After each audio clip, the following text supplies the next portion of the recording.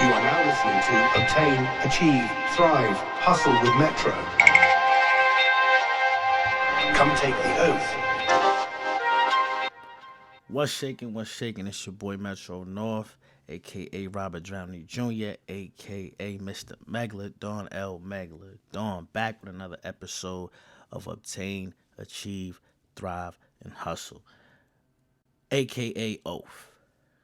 Now, like I always, or would say I usually do, I want to thank everybody who does tap in when it comes to this podcast, when it comes to the music that I release. Any way, shape, or form you support me, it doesn't go unnoticed. Every ounce of it is appreciated. And we're going to keep on rocking. We're going to keep being consistent. As y'all know, usually do the updates. So me and Humble still working on a few things to get the Social Sundays podcast back up and running, back to full speed. That's coming this winter, definitely coming. This past week I just dropped a new single called Pressure. It's gonna be on the Paradise 2 mixtape series. And yeah, go stream that. It's out on all platforms. It's called Pressure. You feel me? Like, I kinda fell back from rap for a little bit and started being on some more like melodic R&B shit, but the rap shit coming back, but I feel like the R&B shit I was doing was hitting a little bit different, so I started going down that lane. My daughter definitely feeling everything that I put out when it comes to that, so you know what I mean, that's all that matters. But other than that, it's been the same old shit, different day, you know what I'm saying? Um Past weekend was kind of, past couple weeks been crazy with the election and with the Jake Paul, Mike Tyson shit. It's just mad shit going on, but we ain't gonna speak on any of that. There's 1,000 other podcasts and content creators that already covered that, so y'all could probably tap in with them. I'm not really looking into getting into that type of shit right now. But you know, with this fight, with this Mike Tyson and Jake Paul fight, there's been a lot of sound bites and clips of Mike Tyson in the past, savage moments and crazy knockouts and all this shit. And I was just scrolling through TikTok the other night and I seen this clip of I Am Mike.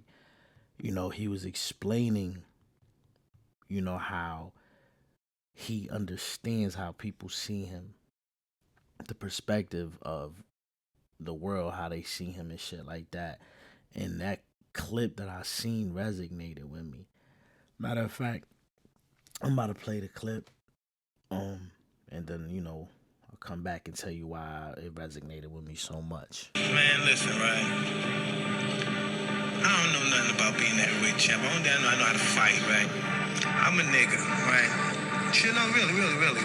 I'm not saying like I'm a black person, but I'm a street person. I don't even want to be a street person. I don't even like typical street people. But that's just who I became and what happened in my life and the tragedies in life that made me that way. But you don't know me. You know what I do. But you guys can't define me, define my work as a father. I'm many things, I'm many things. Yeah, I'm a convicted rapist. I'm a hellraiser. I'm a father, a loving father. I'm a semi-good husband. You know what I mean? What? I'm just a man out here trying to enjoy I was born poor. I ain't never had nothing, man. I don't know how to act, all right? I know you guys talk bad about me. You got a really bad snake out there about me, but I'm gonna make sure you talk about me. Your grandkids and your kids after that are gonna know about me. I'm gonna make sure that they're never gonna forget about me. That's my nigga right there. No pun intended. But that shit really resonated with me because especially when he say like, he's a street, he's a street person. And he don't want to be that, but that's who he is. I felt like once I turned like 12, 13-ish, that's when the nigga came out of me. That's when I became like a real, like, just outside badass little nigga. Started hanging around older people because around this time, like, my older siblings, they was gone. They was out of the crib. And then, my sister's living somewhere else. My younger brother's living somewhere else. So it was like I'm in an environment where I'm going to school with mad of the kids from the hood. So I'm going to hang out with them in the hood, even though I kind of lived in the hood. I lived like hood adjacent. But it was like I'm on my front porch. I look down the street. That's the hood type shit. My mom, like I always say, like my mom's like she provided what we needed and got us what we wanted when it was necessary. You know what I'm saying? So like when I was like 12, 13, that's when I just really started hanging out on the street. Me and my nigga Kev used to just be outside, niggas gang banging, niggas hanging out with older niggas that was completely misguiding us, just being street niggas, trying to be street niggas for real for no reason. And deep down inside, even as an adolescent, like I knew that this is what I didn't want to do, but this is what niggas was around. So it was like shit, when in Rome type shit. So, growing up, being on the north end in Bridgeport, you got Terrace, you got Stone Ridge, you got all these little side neighborhoods and shit like that. So you around people that's selling weed, people that's, shaving crack, doing all types of crazy shit that I'm seeing as a young nigga and like, this is how you supposed to move if you want to make money and how you want to, get females and shit like that. And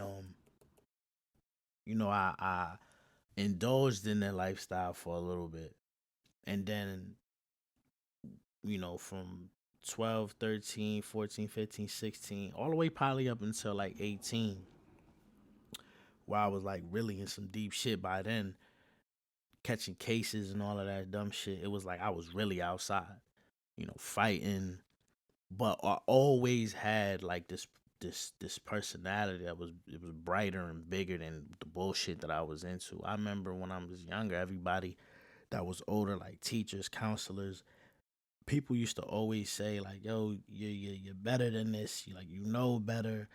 You can do great things if you just put your mind to typical shit that people supposed to say to the youth." But it was like when they were saying that shit to me, I believe that shit. I took that shit to heart. Like I always felt like, yeah, you know what? God got something better for me, bigger for me, crazier for me to do. And who knows what I'm doing right now is probably that. You feel me? Like the 1% of fucking people that do, fuck with me and listen to me, they probably take something away from what I'm saying. I've never been the type of person to be like, let me talk to this young niggas and try to preach to them like you don't want to be doing it. I've never been that type of person. I do that through this, my music and podcasting and content and all of that shit. Cause you know what I mean? When I was young, I didn't want nobody telling me what I should be doing and not be doing, and I didn't give a fuck about the experience. But looking back, I'm like, I should have been listening to some of these older people because shit, I could have learned something. But anyways, just growing up, becoming like a street nigga, becoming just a ignorant little motherfucker. It was around like when I was like 15 is when I really was wilding out, being outside and shit. Like I said, getting in fights, hanging out in the hood, trying to be, trying to be gang and shit. And once I started getting in trouble, like real trouble, getting expelled, getting arrested, getting stopped by the police, like stopping frisk shit, like that shit really made me become like a real what's the word I'm looking for? Like a real rebellion, like man, fuck all that. And then, my home situation wasn't the best, due to just the way, they were trying to raise me at home. I wasn't really trying to hear that shit because I'm hanging out with niggas who ain't got no curfews. I'm hanging out with niggas who ain't got no pops in the crib. And I wasn't raised with my biological pops. I was raised by my great uncle, and he was on some like military time and shit. So it was like, man, fuck this. Every time I'm outside the house, I ain't gotta follow the goddamn rules. So I'm gonna just do whatever the fuck I want. And that shit was backfiring, but I didn't see it as a youngin' like it was backfiring. It was just gonna fuck me up for the future, and it was preparing me for doing bids and doing all this dumb shit. and dealing with all this dumb shit I deal with today. But I say all of that to just basically say, like, I became a street nigga, but I wouldn't let that define me. Like, that's not who I am. I carry myself as professional, and I'm considerate of other people, and I'm not one of these people that just live life trying to figure out how I can get me up, how I can get me this, how I could get me. Nah, especially when not me having a daughter now, so it's like I'm not living for myself. I'm living for other people. But also when he's like, you know, you know what I do, or you know what, like, you know, you know who I am as this face, this celebrity, but you don't know me as a father. You don't know me as a husband or a boyfriend or a partner. You don't know me enough to say what your opinion is about me is who I am. And that shit hit me real hard because I'm going through that shit every day. I felt like when I first got in trouble, all the way until I came home, a few years go by, never had a problem. Never had a problem. Nobody pressed me in prison. Nobody pressed me when I came home. It wasn't until I had this little platform, multiple little platforms, where people started coming out of the woodworks and wanting to say shit and have their opinions on me. But if you really look into it and if you notice, these things are all like private situations. No one's ever went on a platform and try to air me out and talk crazy and anything that was somebody. Everyone who's ever like really try to come for me on the internet or anything, they, did it in their little social groups on Facebook and shit like that. No one of status has ever said anything. And like I always say, people know my situation because I always let people know, especially if we work together during doing content, doing music or anything.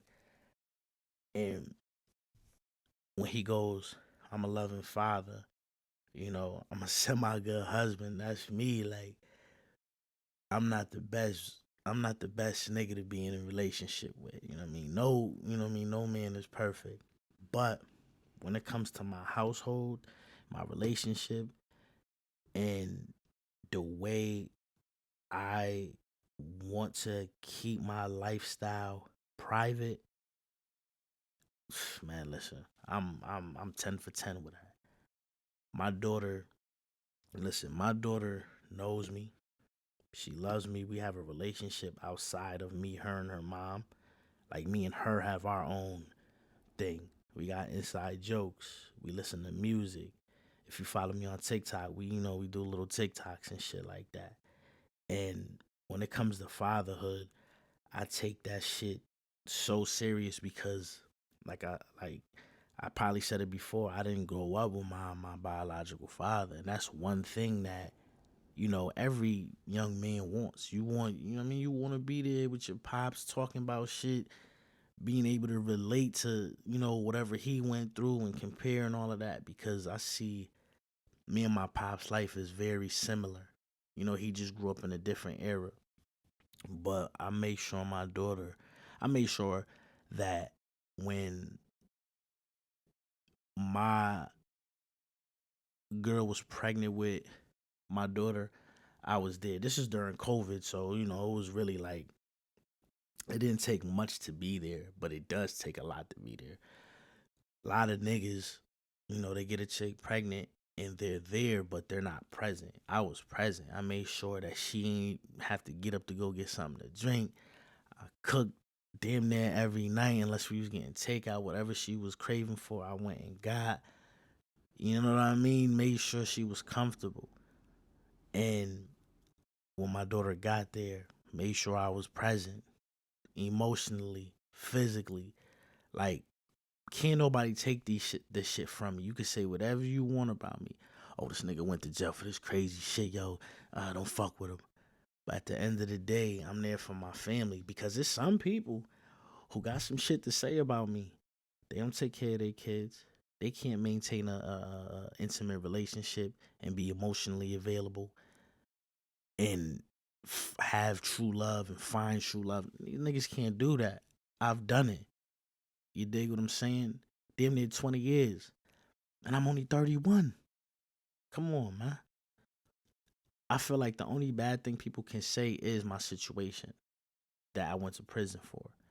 So it's like when my daughter was born, I was there. I remember when we brought her home, her mom's had to go to the hospital because she had COVID. So the first couple of days of my daughter's life, it was just me and her at the crib. I'm in the crib listening to fucking the Chris Breezy album Indigo. You know what I'm saying? I gotta listen to 5 to 15 by Benny the Butcher. So like my daughter is very musically inclined. You know what I mean? I try to leave this impression on her and hopefully it molds her into this artist, into this person that can express themselves in multiple ways, especially that she's a woman, she's a young lady growing up in this world where now everybody's like, oh, Trump is president. What does this mean for the women? And, you know, all of that crazy shit. Like, I look up to niggas like Kanye and his relationship with Northwest because my daughter loves Northwest and shit. And I'm like, yeah, I like how Northwest, even though the parents ain't, you know, may not be on good terms and shit like that, but she still knows that's my pops. And the impression that he left on her inspires her to stand out and be different and be just a cool ass kid. And that's what I want for my daughter. That's why we're going to start doing a show soon for her on YouTube Kids and shit like that. So people can't come for me about me being a father because in my opinion, I'm the best fucking father ever. I'm in the house with my daughter every night. I don't think there's been more than maybe 2 or 3 nights since she's been alive, since she's been here that I've spent outside overnight. I always make it a point, whether it's I come in at 3 in the morning, 4 in the morning, I gotta be there when she get up in the morning. You know, unless I'm out traveling or some shit like that. I feel like my father went through mad shit and he wanted what I'm doing. You know what I mean? He wanted to have a family, he wanted to provide, he wanted to do all of that, but certain circumstances in life just prevented him from executing in the way that he wanted to. I don't, hold any grudges towards my pops. Me and my pops is cool. I just spoke to him a few weeks ago. He's in the hospital. And I'm not even gonna hold you. Shit ain't looking too good, but I'm not like one of them niggas like you weren't there for me.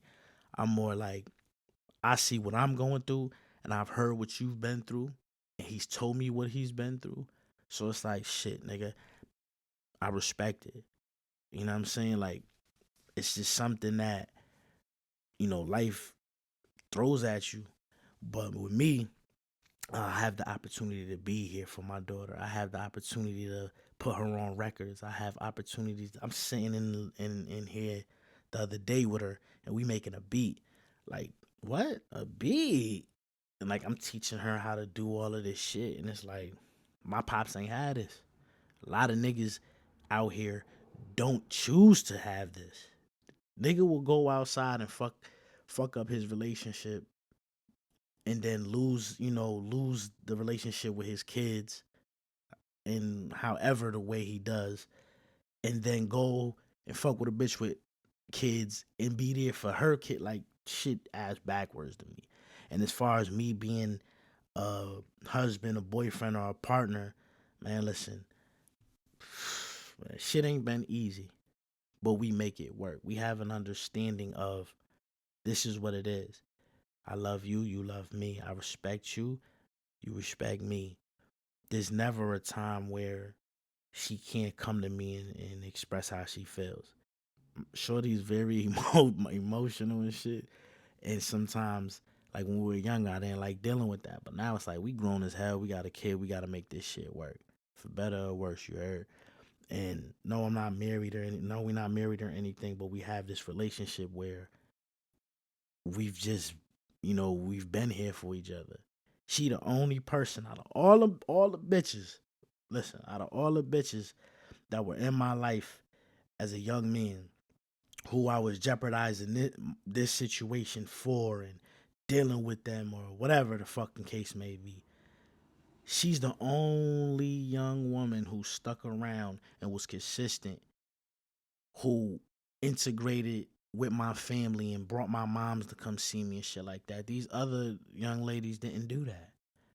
They was there for, wrote letters or whatever, and then, just communication broke off. But once, and it didn't take for me to do a bit to realize that, like, she a real one. What I mean, this is a forever thing. I already knew that before.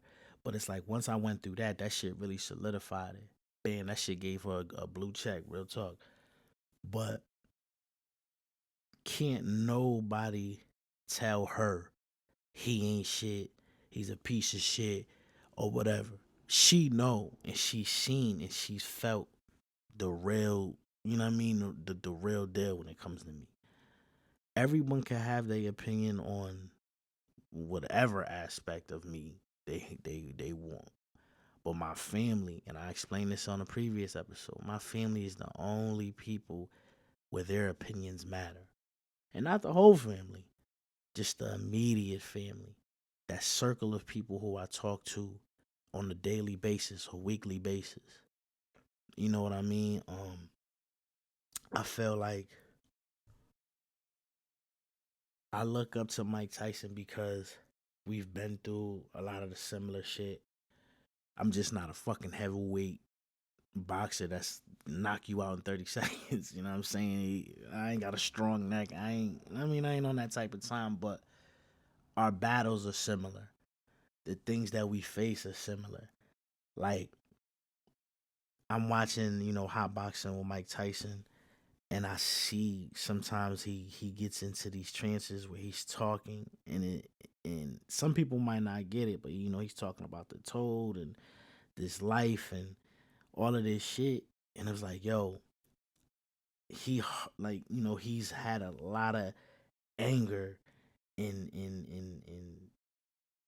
oh man, listen, pain, losing his daughter in that treadmill accident, shit like that, shit that'll drive an average nigga to just crash out. Like he said in the interview about the passing of his daughter, like, he wanted to just get his gun and anybody could have got it. I felt like that several times in my life. But then he went to the hospital, and then he seen other parents that lost their kids and are about to lose their kids. And he said, "Man, who the fuck am I to?" You know what I'm saying? Like, everyone's going through some shit. And he channeled that anger and that pain into something that, is positive and therapeutic to him. Because sometimes, like, when I lost my mom's, my brain was just like, it was like back in the day when you ain't got nothing connected to the TV and you just got that gray screen. Like, it was like my brain was like that for a brief moment. And I lost, relationships over that shit with people, but it was like I really wanted to crash out, but I didn't because, my brother, and this was before my daughter was born, so I was really like, man, what the fuck? Like, because my girl she could find love and connect with somebody else, if worse come to worse. So I was kind of like, man, listen, something happened, or, whatever. Just, you can move on and you can live your life. You don't have to be burdened by this situation. That's me being selfish, because I was selfish at a point. I'm like, I just, wanted to be free. I did mad time in prison. You know, I didn't give a fuck about much other than just living my life comfortably, but in like a kind of a selfish way. And I've never really been a selfish person. It was just, I'm fresh home. I wanted to just be on this type of time. Then once my mother passed away, it was like, damn, you know, I gotta live and all of this shit. And then right after my mother passed away, I found out I was having my kids. So now I was like, yeah, I really gotta buckle down and figure this shit out, because crashing out ain't an option. You know what I mean? I got siblings and family members and shit like that who I never would have thought. I never really thought about, like, that shit would affect them hard. Like, damn, this nigga did all of this shit and has overcome all of this, and now he crashing out and he gone. So harboring all of that pain and shit like that, and listening to him say these things, I'm like, bro, I could relate to that as well.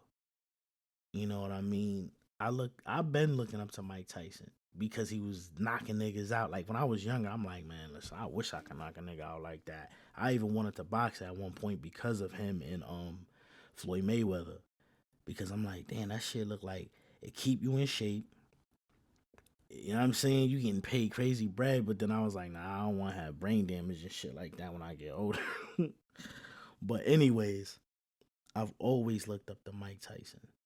Always. And just hearing him talk to the young girl, I believe her name is Jaslyn, and he said this shit about, legacy and how once we gone and all of that. I feel that way sometimes as well.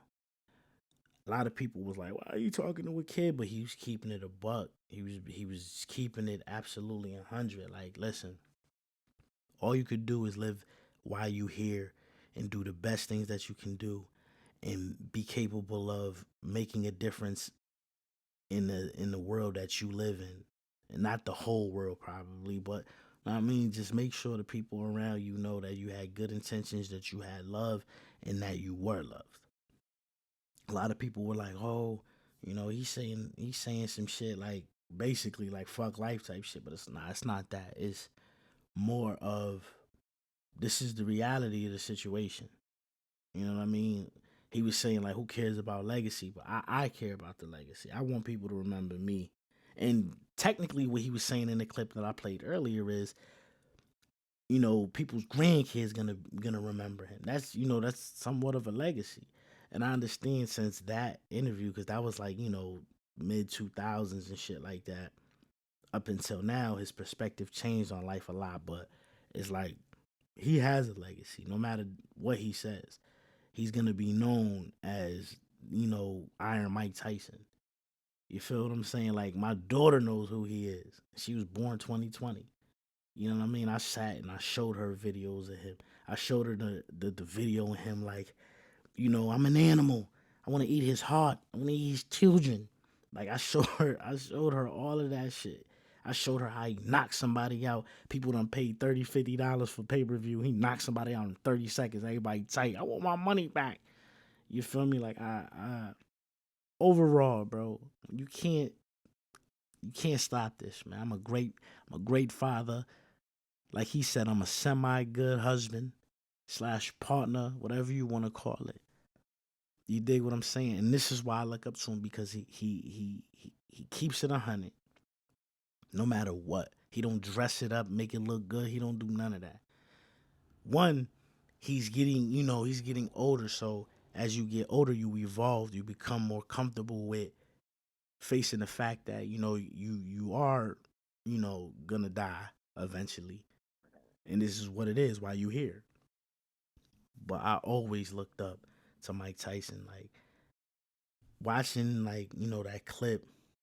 That shit really made me think, and I've been thinking about that clip. Keeps playing over and over and over in my head, and all I could keep thinking about is how people always got some shit to say about me, but they don't be really knowing me. They don't know how I live. They don't know how I move. People just want to have an opinion on you to try to persuade other people to believe what their opinion is of actual fact. But it isn't. You know what I mean? But I just wanted to share with y'all, why that clip really resonated with me and how much, you know, um, I look up to him. For real, because there's not a lot of people these days that people have to look up to. There's not a lot of, like growing up, we looked up to like, people like 50, like rappers and shit. You can't really look up to any rappers now, like as a younger person, like as a young adult or a teenager. Like people that these kids are looking up to now is like fucking King Von and Dirk and shit like that. Cause you see how these kids act now. Everybody got ops. Everybody got fucking, Perkies and all this bullshit. And it's like the world has changed. And I feel like a part of that reason, a small part of that reason, is because there's really nobody to really like look up to.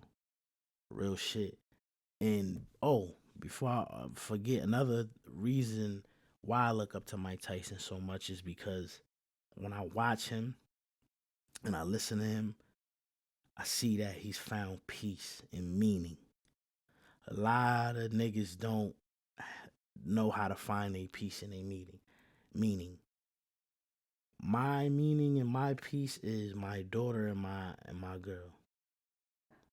You know what I'm saying? My girl brings me peace. When I'm dealing with all the bullshit with podcasting and niggas switching up and people saying shit and they word don't mean anything and I want to, punch motherfuckers in the face, I could always come to her and just, we don't got to talk. We could literally just embrace each other. And it's like, that shit don't matter, bro. This matters. And my daughter is my meaning. She also brings me peace, but she's a kid. There's a lot of chaos with her. But she's the reason why I'm still going. You know what I mean? She's the reason why I'm living. Cause like I said, Shorty could go find another nigga. He ain't gonna be quite like me, but she could reconnect with somebody. Like she could connect with somebody and reignite the desire to love and all of that shit again. Eventually. You know what I mean? But them two women are, my meaning and my peace. A lot of you niggas need to figure out what your meaning and your peace in life is.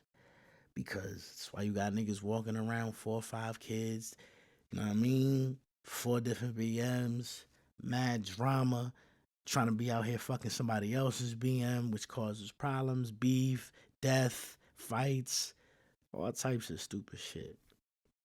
But yeah, man, shout out to the great Iron Mike Tyson because he's inspired me a lot. I look up to him. You know what I'm saying? And I spent a lot of time in Brooklyn. You know what I'm saying? And he's from Brooklyn. And he's that real throwback Brooklyn type of nigga. But I feel like he's the epitome of what you should be growing up and becoming a old man.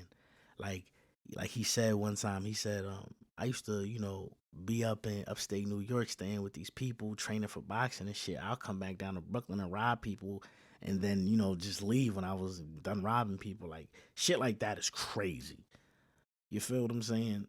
But then you see him gradually just, like I said, finding peace and meaning in life. And now he's just, gentle person. And, you know what I mean? He gets super duper high. And that's definitely a part of the reason why he's so, chill and shit like that. But, he, like I said, he found his meaning and his peace in life. He's made peace with a lot of the demons he was fighting too. He still has them because he says, like I still get these urges and shit like that. But it's like, who don't?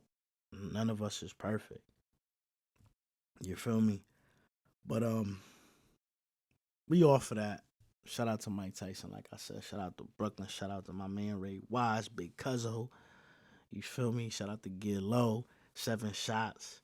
Shout out to all my fam in Brooklyn, you heard? But in other news, let me see what I got here. Cause a little birdie told me, a little birdie told me that my man Touching Money O and the Lokester Kev Messer, they dropping. And they dropping on my birthday, November 30th. Too Evil, the album. Now y'all know I'm a big supporter of the whole HSP, Hustle, Struggle, Pain, for y'all niggas who ain't up on the shits. Now, once they drop this, I know it's gonna be some heat. You know what I mean? They got right now, actually, go stream it right now. They got a single out right now called War Ready. Go stream it. I got that shit posted right now on my story on Instagram. Go stream that ASAP. Because listen, these dudes is dropping what I like to say what I like to call standout music. Yeah, it's on some gangster shit, no doubt, but it's not the drill. It's not the sound that's pumping through the radio right now. It's different. Especially I fuck with Kev because his music. If you really listen to his music, shit fire, yo. Like he different. He more on like of a conscious gangster type shit, and that's the type of shit I fuck with. You know what I mean? The drill shit cool, but I feel like that drill shit's coming to an end, especially after Kiss was like, that's the worst genre of hip hop. You dig what I'm saying? But yeah, Evil 2 drops November 30th, 2024. Can't wait for that shit to drop. You feel me? Also, my man Justin Royce. Yes, Justin Royce. Producer, director, videographer, whatever you want to call him. He dropping he's dropping Bridgeport the movie and Dead in the Day. Um, I think Dead in the Day drops on the 27th of November, and Bridgeport the movie drops on December 27th, I believe, or I think that may be the premiere. I will have to hit him up and see, but yeah, he got two movies dropping. Listen, he got Jamal Woodard, who, if y'all don't know, is the guy who played Biggie in Notorious. He got MB. You know what I mean? Shout out to my man MB. They don't let the GDs in the dough. You dig what I'm saying? And he got a few people in the movie. Y'all just gonna have to go out there and support him. You already know I'm all about supporting my local hustlers, and that's what I'm doing with these little PMOs or promos, whatever the fuck you want to call it. But yeah, Dead in a Day, November 27th, right? December 27th, Bridgeport the movie. And it's crazy because they were just shooting these movies like a few months ago, and it's just already about to be on Tubi and all of that. I would like to go to the premiere of Bridgeport the movie, but I don't think I'm gonna make it. I just been trying to be real out of sight as of lately. I just been trying to get this content out the way. You know what I'm saying? Um, but go check my man at Royce Empire Presents. You know what I'm saying? That's his business page. That's where you can see like when the movie's dropping and all of that shit. They got merch. They got everything for sale.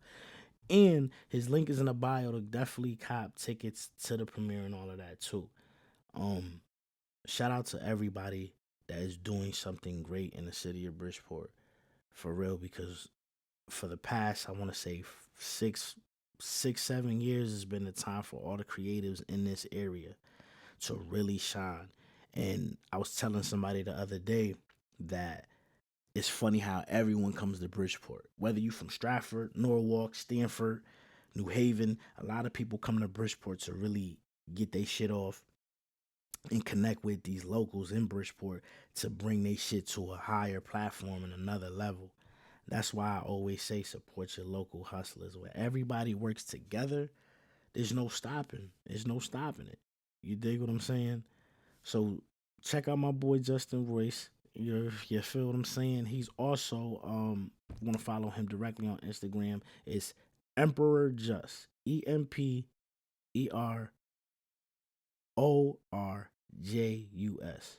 You feel me? Go check my man out. He's definitely rising star. So go run my man shit up. When he dropped them two movies on Tubi, make sure y'all go watch them, because y'all watch every fucking thing else on Tubi, all them ratchet ass movies and shit. Especially if you live in the Bridgeport, Stratford, and you know what I mean, Fairfield County area. Support your local hustlers. Run my man up. But like I said back at the top, Pressure is out right now by me on all platforms. It's off of that Paradise City 2 that I may drop on Valentine's Day. I don't know yet. I may have to secure a few more features like I did the last project. You know what I mean? Had my man Famous up there, my man Sparks the Fellow, Chef Lefty. And I was really fucking with them tracks. So You know what I'm saying? Look out for that, 2025. But as always, it's been another episode of Oath where we're going to obtain, we're going to achieve, we're going to thrive, and we always going to hustle. You are now listening to Obtain, Achieve, Thrive, Hustle with Metro. Come take the oath.